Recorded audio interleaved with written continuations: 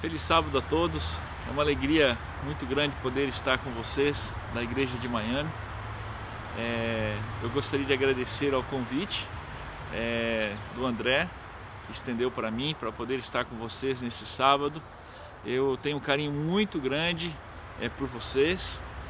Durante o ano de 2009, quando nós trabalhamos juntos aí por um ano nessa igreja maravilhosa, onde nós tivemos um trabalho muito lindo durante aquele ano, onde nós realizamos os 40 dias de oração, e foi realmente um momento muito feliz para mim. Aquele ano meu filho nasceu, quando nós estávamos com o projeto aí, trabalhamos ali com o pastor Gerson, né, da Flórida, e realmente foi uma alegria muito grande poder participar desses momentos e guardar no coração memórias muito lindas de vocês. E agora, já faz aí mais de 10 anos, estamos voltando para estar com vocês, não pessoalmente, mas assim de maneira virtual, estar com vocês nesse sábado e poder repartir o pão celestial com vocês.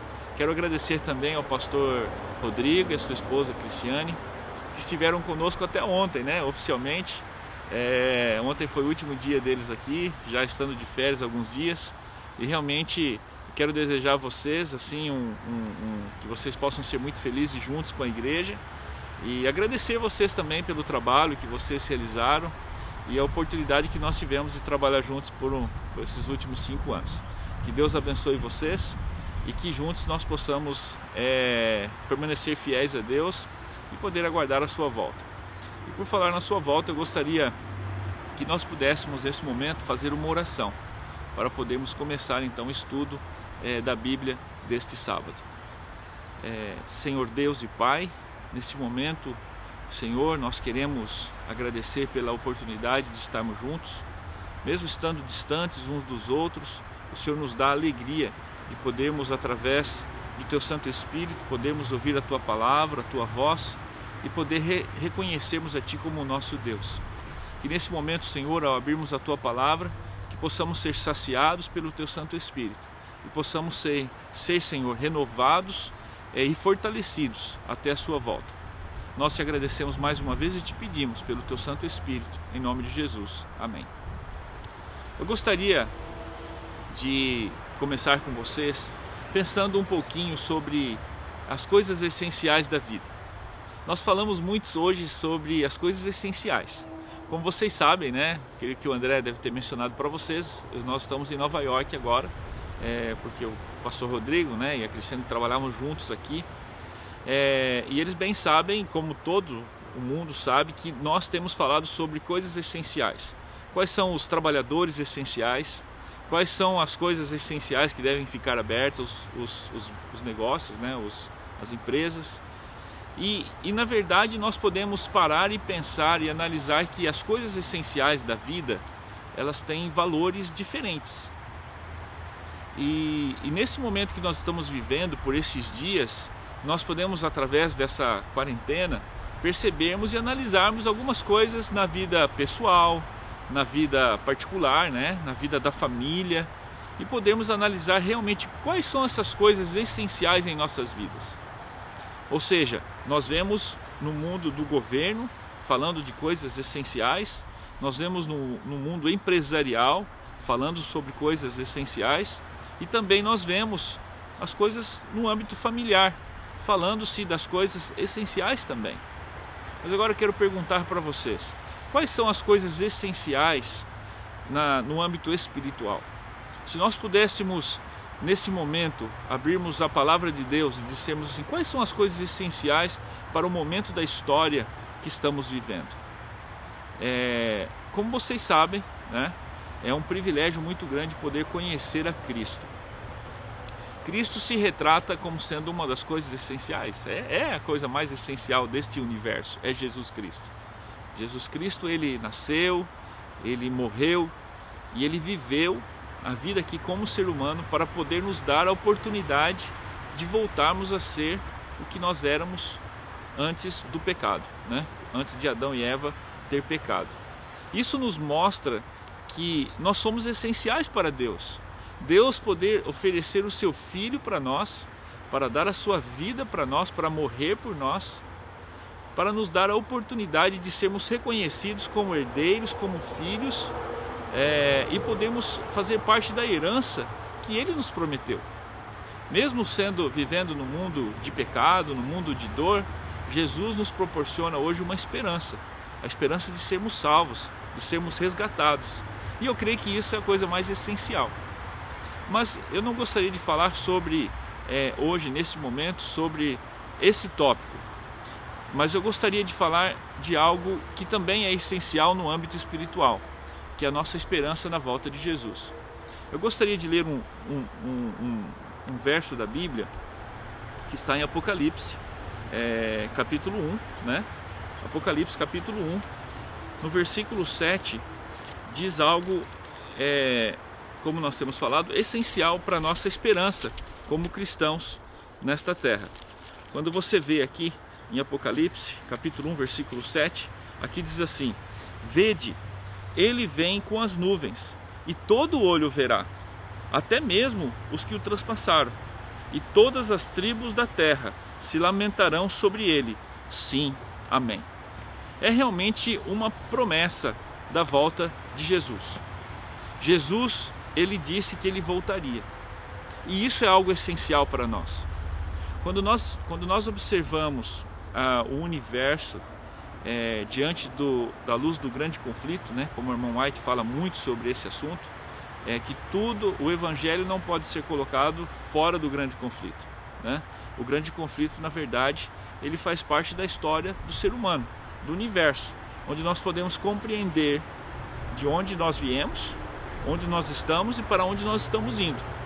O conflito entre o bem e o mal, a realidade que realmente existe no mundo de pecado entre as forças do bem e as forças do mal.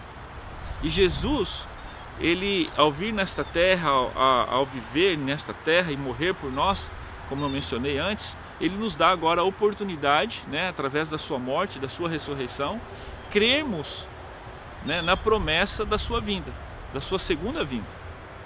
E ele nos diz, né, que a sua vinda seria de uma maneira que todo olho verá. E isso é algo essencial. E é sobre isso que nós gostaríamos de, junto com vocês, estudarmos esse assunto rapidamente hoje, para podermos meditarmos e podermos assim termos um pouco mais de detalhes da nossa esperança, que é realmente a volta de Jesus. Eu quero convidar você para abrir a sua Bíblia no livro de Mateus, Mateus 24. Mateus 24, ele é realmente um dos capítulos essenciais para nós cristãos. Mateus 24, a partir do verso 1, trata sobre o sermão que Jesus fez, né? As profecias que ele fez sobre a destruição de Jerusalém e também de como estaria o mundo quando ele voltasse. E eu gostaria de estudar essa primeira parte do livro de Mateus capítulo 24, que está em Mateus 24 a partir do verso 1. Vamos contar um pouquinho de história, né? O contexto histórico ali, e também vermos o contexto histórico que vivemos hoje, né? Aqui diz assim: Jesus ia, a partir do verso 1 de Mateus 24, Jesus ia se retirando do templo quando se aproximaram dele os seus discípulos, para lhes mostrarem a estrutura do templo. Ele, porém, lhes perguntou: não vedes tudo isto? Em verdade vos digo que não ficará aqui pedra sobre pedra, que não seja derrubada. Estando eles assentados no Monte das Oliveiras, aproximaram-se dele os discípulos, em particular, e lhes pediram: dize-nos quando acontecerão estas coisas, e que sinal haverá da tua vinda e do fim dos tempos. E ali então respondeu-lhe Jesus: acautelai-vos, para que ninguém vos engane, pois muitos virão em meu nome, dizendo: eu sou Cristo, e enganarão a muitos. E aqui depois ele trata dos falsos profetas, ele fala das guerras, né, e rumores de guerra, né? Jesus fala também sobre os princípios da dores, né, a partir do verso 8, que diz assim: todas essas coisas, porém, são os princípios das dores, né? E aí ele começa a dizer que os falsos profetas, né, surgiriam assim nos finais dos tempos, né? E ele consegue terminar aqui nessa primeira parte, né, como eu mencionei para vocês, dizendo o seguinte, no verso 12: e por se multiplicar a iniquidade, o amor quase de todos se esfriará. mas aquele que perseverar até o fim será salvo. E aí, que é o ponto principal da mensagem desta manhã, que eu gostaria de tratar com vocês, é o verso 14, que diz o quê? E este evangelho do reino será pregado em todo o mundo, em testemunho a todas as nações, então virá o fim. Bom, se tratando da história, né, de Jerusalém, nós podemos observar que Jesus aproximadamente, né, viveu ali por volta dos anos 30, né, depois de Cristo, né, ali quando vocês conhecem o contexto histórico desse detalhe. E Jesus com os discípulos naquele dia, nesse período ainda o templo não estava totalmente pronto. Diz assim alguns estudiosos que por volta do ano 63, né, depois de Cristo, que foi quando o templo estava assim realmente pronto, né? Sem contar o primeiro e o segundo templo, né? Ali de Salomão e tudo. Mas a realidade aqui, o ponto principal é o seguinte: é tratar sobre esse contexto histórico da profecia de Jesus. Jesus falando com os discípulos que aquele templo não ficaria pedra sobre pedra e que tudo seria destruído, os discípulos criou uma interrogação, na verdade, na cabeça dos discípulos. Como isso, né? Como não vai ficar pedra sobre pedra desse templo? O templo era algo magnífico. Mesmo não tendo assim, sido totalmente terminado nos dias de Jesus, era algo magnífico. As pedras, né, a maneira como ele tinha sido construído, a sua estrutura, era algo que realmente chamava a atenção. E naquele momento Jesus se aproximando dos discípulos e dizendo que não ficaria pedra sobre pedra, isso criou um questionamento realmente na cabeça dos discípulos, o que também criaria em nós, né? E foi quando os discípulos então perguntaram quando que sucederiam essas coisas. E Jesus, aproveitando aquele momento, começa a descrever e faz uma profecia sobre a destruição de Jerusalém. E é no capítulo 24 que se aplica essa profecia. Então, vocês podem ler, né, terminar de ler essa sua tarefa de casa, esse seu homework, para poder terminar o capítulo de Mateus 24 e estudar por você mesmo, né? Também tem um capítulo lindo no Desejar Todas as Nações que fala sobre esse assunto, que você também pode ampliar um pouco mais esse conhecimento. Mas na verdade, Jesus Cristo, quando ele começou a descrever realmente como seria a destruição de Jerusalém, ele descreve literalmente, né, as condições que estaria o contexto dessa destruição, né? Jesus fala dos falsos cristos, que na verdade os falsos cristos surgiram por volta ali, né, um pouco antes da destruição de Jerusalém, no ano 70 depois de Cristo, né? E é entendido que realmente foi profético isso, né? Realmente se cumpriu essa profecia que Jesus fez. E também Jesus fala dos falsos profetas, né? Jesus fala também do contexto histórico das guerras que surgiriam. E se você for estudar, você vai observar que naquela região, naquele período, os israelitas, eles conviveram com muitas guerras e rumores de guerras, povos, né? Líderes querendo tomar posições de outros líderes, enfrentando guerras, né? Naquele contexto histórico. E Jerusalém no meio de tudo, né? Então Deus ele usou, né, através da profecia que Jesus fez, algo que realmente se cumpriu, algo que realmente que aconteceu antes da destruição de Jerusalém, né? E realmente Paulo, ele fala um pouco mais sobre a questão do evangelho, né, em seus dias ali ter sido pregado de uma maneira grandiosa, alcançando realmente talvez a grande parte da população mundial naquele tempo, né? O evangelho tinha alcançado, né? E realmente mais uma vez cumprindo das profecias de Jesus, que acontecendo isso, o evangelho alcançando o mundo, então já teríamos o fim, né? Jesus faz também uma declaração, né, que está em Lucas, né, capítulo 21.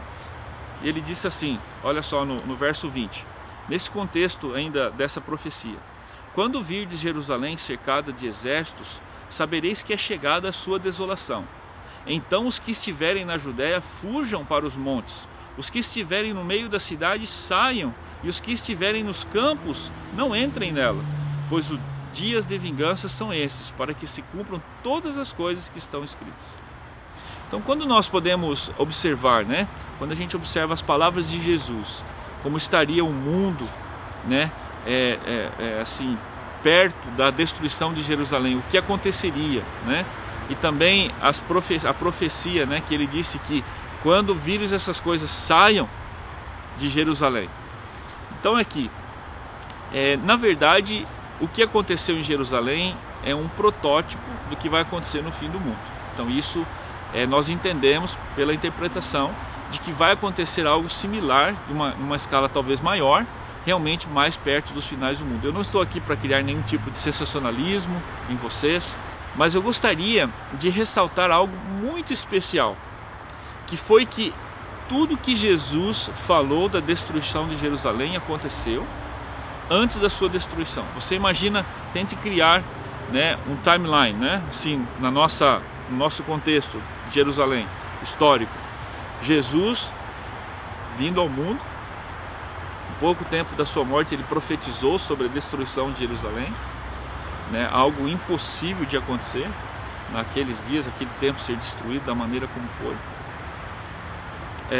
Aí você observa e você vê o contexto histórico e das profecias que Jesus falou do que aconteceria dos falsos cristos, falsos profetas, né? Quando você observa aí as guerras, rumores de guerras, o evangelho sendo pregado, a expansão do evangelho naquele tempo através de Paulo e dos apóstolos, né? A Jerusalém sendo cercada, né? O primeiro cerco de Jerusalém, né? Acontecendo assim de algo magnífico quando eles saem, né? Os romanos saem e vão para o Egito, né? Então você observa que realmente esse contexto histórico aconteceu. E nesse momento, então, os cristãos saíram de Jerusalém. E a irmã White, do livro Desejado de Todas as Nações, ela descreve que nenhum justo se perdeu. É impressionante o fato deles terem ouvido e compreendido essa profecia, sendo que outros não compreenderam. E agora, então, depois de possivelmente 3 anos e pouco, os romanos voltam e então fazem o cerco de Jerusalém.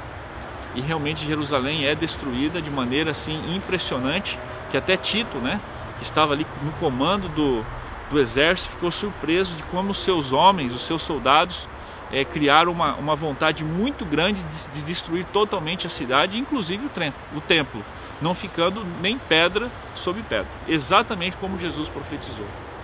E agora é quando eu volto com vocês para a profecia, né, de Jesus Cristo, que ele diz em Apocalipse que todo olho verá.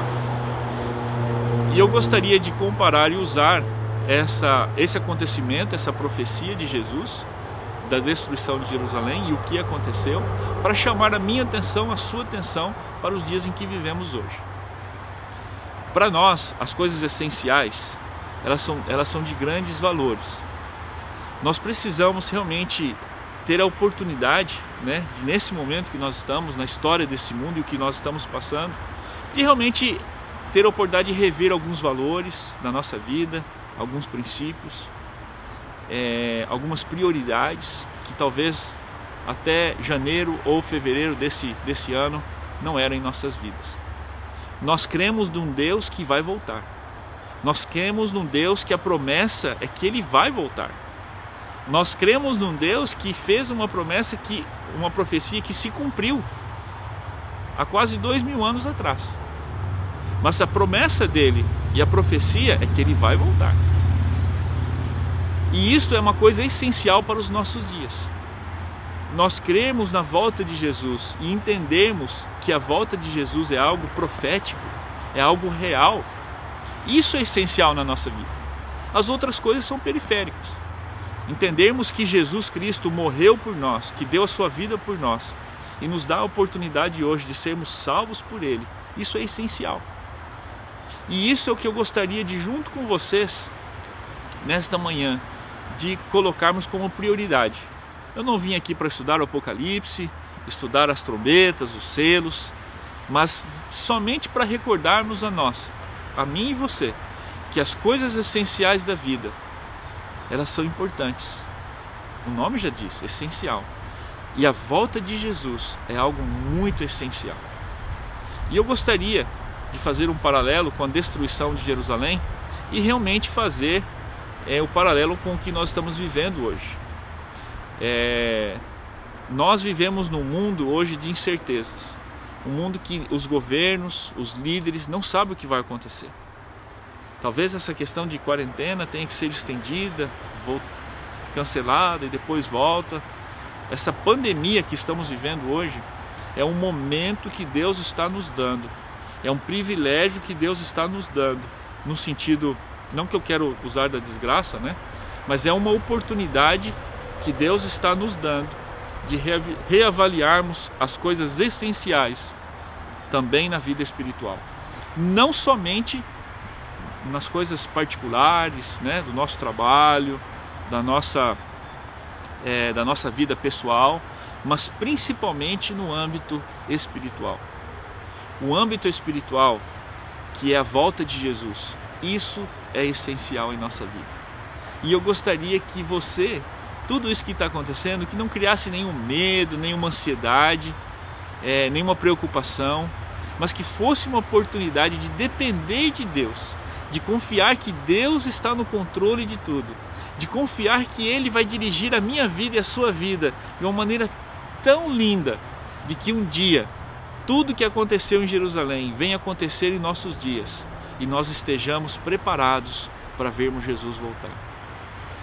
Hoje eu gostaria de dizer para você e para mim também, vamos realmente avaliar a nossa vida de uma maneira que possamos entender o que é essencial nas nossas vidas.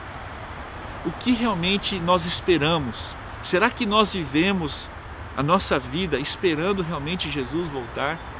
Será que as nossas vidas hoje está de uma maneira preparada para que talvez em nossos dias nós vejamos no futuro muito próximo, ou talvez em nossos dias agora, uma lei dominical? Será que nós estamos preparados para realmente enfrentar essa situação como sendo algo essencial na nossa vida? O mundo não será mais o mesmo. As prioridades dos governos não será mais o mesmo. Mas agora eu tenho uma pergunta para mim e para você. Diante de tudo que estamos vivendo, de tudo que estamos vendo do que está acontecendo, as nossas prioridades e valores continuarão os mesmos? Será que as coisas essenciais ainda serão as mesmas em nossas vidas? Eu quero pedir para você considerar e ouvir que a voz do Espírito Santo, nesse momento, possa guiar a sua vida, possa guiar a minha vida, e que juntos nós possamos aguardar um Deus que se aproxima, porque eu já posso ouvir os passos de um Deus que se aproxima. Que Deus te abençoe, que Deus te guarde, que Deus te proteja, que Deus possa dar para mim e para você, para as nossas famílias, para os nossos amigos, para as pessoas que ainda não conhecem a Jesus, e que Deus possa nos usar para abreviar a sua volta e poder salvá-los também. Eu quero desejar que você possa ser muito feliz, mas que ao mesmo tempo também que você possa ser guiado pelo Espírito para fazer uma avaliação do que realmente é essencial na sua vida, e no âmbito espiritual, o que realmente está em primeiro lugar. Que Deus te abençoe. Eu gostaria de fazer uma oração por você antes de terminar. E se você gostaria de dizer: Senhor Jesus, eu quero que o Senhor seja o primeiro lugar na minha vida, eu quero que as prioridades suas sejam as minhas prioridades, eu gostaria de orar por você, eu gostaria de interceder por você nesse momento, onde quer que você esteja. Senhor Deus e Pai, o Senhor nos prometeu que Jesus vai voltar. Somente o Senhor, como Pai, sabe o dia e a hora da volta do Senhor Jesus, o nosso Rei, o nosso Salvador, o nosso intercessor. Nós não sabemos realmente todos os detalhes, mas o Senhor nos deu suficientes razões e profecias e realmente as palavras e sabedoria suficiente para nós entendermos que estamos muito próximos da volta do Senhor Jesus. E nós gostaríamos que o Senhor pudesse nos dar o Espírito Santo e dar o Espírito Santo para todos nós que estamos ouvindo e que estamos nesse momento entregando a nossa vida em Tuas mãos, para que como um povo Teu, nós possamos estar preparados para a Sua volta. Nós clamamos, Senhor, em nome de Jesus, que ouça essa prece e que guie as nossas vidas de uma maneira espetacular, que nós possamos colocar como prioridades as verdadeiras prioridades do reino de Deus e que nós possamos, Senhor, ser encontrados naqueles que vão ouvir: aqui está, servo bom e fiel, foste fiel no pouco e sobre o muito te colocarei.